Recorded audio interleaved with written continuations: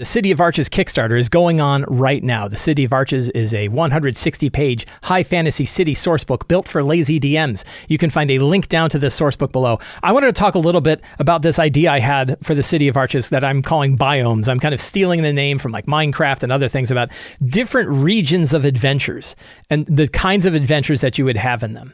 And so one of the things that I did with the City of Arches is that I broke it out into these large areas that all have their kind of individual adventure locations in them.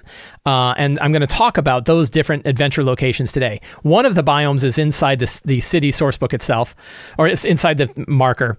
One of the biomes I talk about in the 42-page sample, which is the city itself. The upper city is itself its own kind of biome with all of its little adventure locations that are going on, which is generally like has its own sort of theme to it. It's safe, it's bright and colorful, it's happy, it's a place that you would want to be, it's a place you want to hang out. It doesn't mean that there are never any adventures there, but you're not really at a threat there.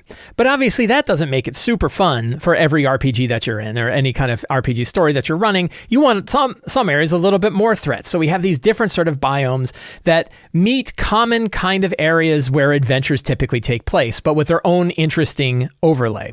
So an example of that would be like the lower reaches. So the upper city is a nice, bright place of safety where everybody's happy and everything's going fine. But there is sort of a criminal-run underworld to the City of Arches known as the lower reaches. It's still kind of civilized. You might be able to walk down the street and not get mugged, but there's like organized gangs of people who all operate under a large umbrella organization known as the Black Hand. And the Black Hand kind of decides like, okay, who's able to do what kind of stuff in what sort of region. They have sort of command over the area. It is built underneath the city, so it's literally dark and shady. The light never hits here. They have these sort of eldritch lights that are there all the time. It's a place where you can go hang out, but there's little threats, right? There's a little guy. Look at that guy's. Hey, maybe I can rob those two people, right? There's like armed guards. A lot of different shops that operate around there have their own sort of mercenary companies or their own sort of paid protection to make sure that their shops are there. Now, there are the Golden Knights. The Golden Knights operate security for the upper city. The Golden Knights know that it is shady down below the city, but they've kind of come to an agreement that as long they know, it would be really, really hard and dangerous to try to root out the criminal elements that are down in the city below. And also, as long as they're not up to anything too bad or too nefarious, well, that's fine. We'll kind of turn a blind eye to it. And also there's probably a small amount of corruption that's going on down there as well. So lots of different adventure locations that exist inside of the lower reaches. You've got little arenas where things are taking place. You've got evil temples that exist down there. The Tower of Cartan, the evil wizard's tower. No, it's not really evil. The sinister wizard's tower has a whole operation going on down here. But then there's also nice places. There's a place over here where you might want to go and have a drink and watch some shows. There's a lot of different locations. There's a shady vendor who operates out of here, where if you come by some questionable things that you picked up, maybe you want to sell it there rather than trying to sell it to the vendors on the streets. Huge apartment complexes for those who kind of prefer to stay outside of the light of the law. All sorts of different, and then the further out you go from the tunnels, the more you get into like weird bestial ruins and old ships that have crashed upon the shores, mysteriously crashed upon the shores. So that's another example of a biome. Another one, then you want to go even deeper. What are scarier places? What about Sunken Revia?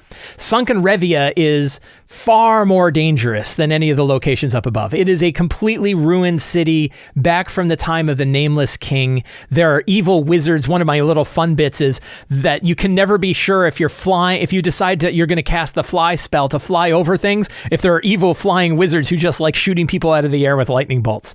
So it is a very dangerous place. There are multiple factions that are trying to get control over Sunken Revia, this total like lower city, but nobody can. Very powerful forces. This is sort of your certainly tier 2, probably up into tier 3 level locations. So like 7th level and above, you could operate down here. And there are some creatures down here that are even in your tier 4, your level 17 plus category of things.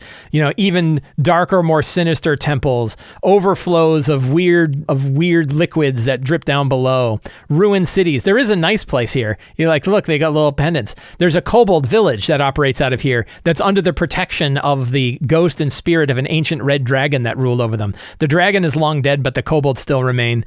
As you can see, tons of like little secret tunnels and passageways that can connect it. There's like raised walkways that can take you from one place to another. There's a whole floating castle up here, big sinkhole, and a ruined temple nearby. More ruined towers, a huge defaced statue of the nameless king, all kinds of things in Sunken Revia. So that's a third biome. Other biomes include like the Cliffs of the Dead, a whole network of old crypts that are slowly being drawn deeper into the mountain. Mysteriously, somehow the mountain is absorbing these ancient crypts. So the deeper you go, the older the crypts are. Newer crypts are on the outside, older crypts are deeper in. Beyond that are the endless warrens, tunnels and chambers of natural stone where bestial lairs all occur. And then there's outside the city, which we call the Borderlands, right? And, the old homage to the old Borderlands. The Borderlands are the regions around the city. So we have the City of Arches over here, but then nearby we have the City of Blades. We have sort of the ruins of the desert known as the Deadlands off to the west, with old temples and ancient cities that have been forgotten. To the north, we have the Revlin Marshes, where old ruins have been slowly absorbed down into the seeping lands above. Pirate ships and old pirate coves, towns built around old statues, a huge Tarrasque skull kind of stuck in the ground. So all kinds of adventure locations that you can have to the north. And then to the south are the Dorish Hills. The Dorish Hills are sort of your English countryside sort of thing. Again, giant helms of longtime protectors that are stuck in the ground. All of these three regions have these watchtowers that exist. The watchtowers date back to the age of the Nameless King. We have a creepy fayish forest here, and then in the furthest outside we have this castle where a vampire queen rules over a tormented town nearby. So we've got kind of all the different kinds of typical fantasy environments you want: ruined cities, celestial palaces, crystalline palaces, strange skull keeps, all sorts of stuff. So there are 9 of these regions, 9 of these different areas, including like the vaults of the Nameless King, the lost vaults deeper than Sunken Revia, where the most dangerous creatures have been imprisoned and the most powerful artifacts remain. 9 different regions of adventure, each of which have at least 10 different locations described that you can run different things. So I really wanted to like fill out this whole area with places for you to go on adventures. There are literally hundreds of adventure locations, every one of them with an adventure hook, that all kind of fall under these big regions that are very common in our game. So you can turn the Cliffs of the Dead into any sort of catacomb or crypt, or add any adventure that builds on catacombs and crypts. Old ruins can go in lots of different locations. So it's really meant to offer a good framework for you to be able to build your own adventures or tie in adventures that you want to, but also gives you enough information to make the place unique and interesting for your story. Again, the Kickstarter is going on right now. You can find a link down in the show notes to back it. Please check it out. Check out the 42-page sample and tell your friends.